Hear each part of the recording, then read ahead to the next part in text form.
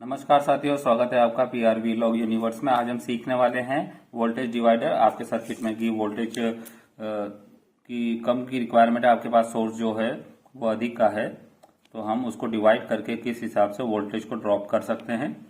इस हिसाब से दो सर्किट इस तरह से ड्रॉ होते हैं, आप वो देख लीजिए। ये हमारा R1 रजिस्टर हो गया, ये R2 रजिस्टर हो गया, ठीक है। ये R2 रजिस्टर, ये R1 रजिस्टर, और यहाँ से हम जो है हमारा आउटपुट लेंगे।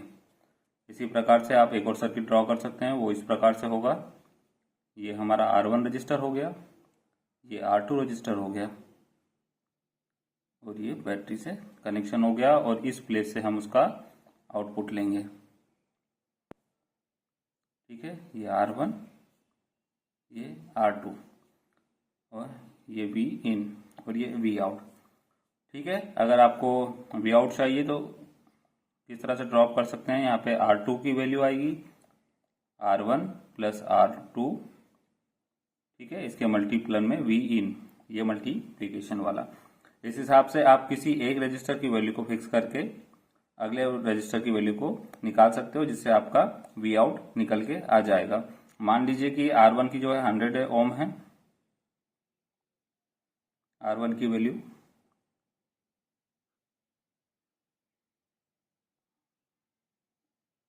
हमारा V इन जो है मान लीजिए 12 वोल्ट है,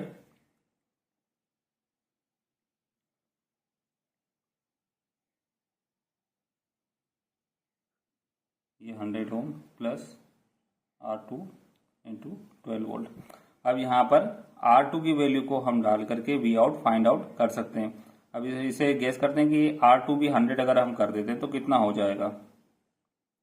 R2 भी अगर 100 हो गया तो यहाँ पे ये 100 प्लस 100, ये 12 वोल्ट, ये हो गया 100/200 इंटू 12। तो इस हिसाब से हमारा ये हो जाएगा 6 वोल्ट। तो V आउट हो गया कितना, 6 वोल्ट। हमें आउटपुट में चाहिए 6 वोल्ट। अगर इसको आपको और ड्रॉप करना है और कम चाहिए, इसका हाफ चाहिए, तो आप R2 की वैल्यू को और इंक्रीज करके इसका ड्रॉप कर सकते हैं। जैसे मान लीजिए यहाँ पर R2 को हम कर देते हैं 200, ये 100 रहेगा और ये होगा 200, ठीक है। तो इस हिसाब से क्या हो जाएगा, 200/300 इंटू 12, ठीक है। ये हो गया 8 वोल्ट। यहाँ पे इसमें ये इंक्रीज होकर आ रहा है, इसका मतलब क्या है, हमें इसे ड्रॉप करके इसको बढ़ाना चाहिए। तो अब हम इधर जरा साइड में एक और कैलकुलेशन करके देखते हैं। यहाँ पर देखिए, इसको कैलकुलेट करते हैं। V आउट, इसको R2 को 100 रहने देते हैं, R1 हमारा जो 200 कर देते हैं, और R2 को 100, और इंटू ये 12 वोल्ट। अब कैलकुलेट करते हैं। अब ये कितना हो गया, 4 वोल्ट, ठीक है।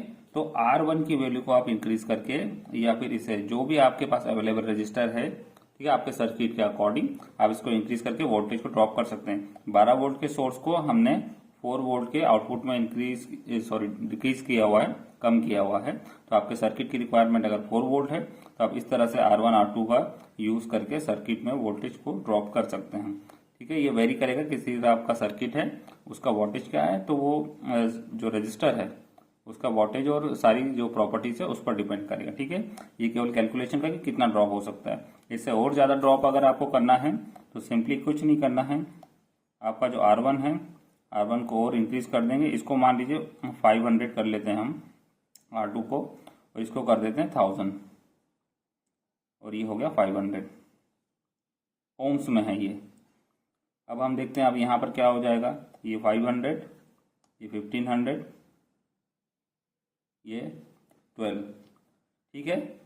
ये भी हो गया 4 वोल्ट, ठीक है। तो आप रजिस्टर की वैल्यू का इस हिसाब से करेंगे तो यहाँ भी 4 वोल्ट आ रहा है, और इतना कम रखेंगे तो भी 4 वोल्ट आ रहा है। ये डिपेंड करेगा कि आपका सर्किट किस हिसाब से और आपको कितने ओम का रजिस्टर की रिक्वायरमेंट है, ठीक है।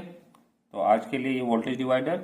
अगले कोई सा सर्किट या किसी के बारे में जानकारी चाहिए तो मुझे कमेंट करके बताइए कि किस सर्किट के बारे में जानकारी जानना चाहते हैं आप, और किस तरह का सर्किट डायग्राम जो है आप वो ड्रॉ करवाना चाहते हैं, या फिर उसका कैलकुलेशन करवाना चाहते हैं तो कमेंट करके जरूर बताइए। धन्यवाद, फिर मिलते हैं अगले वीडियो में। Please like, share and subscribe.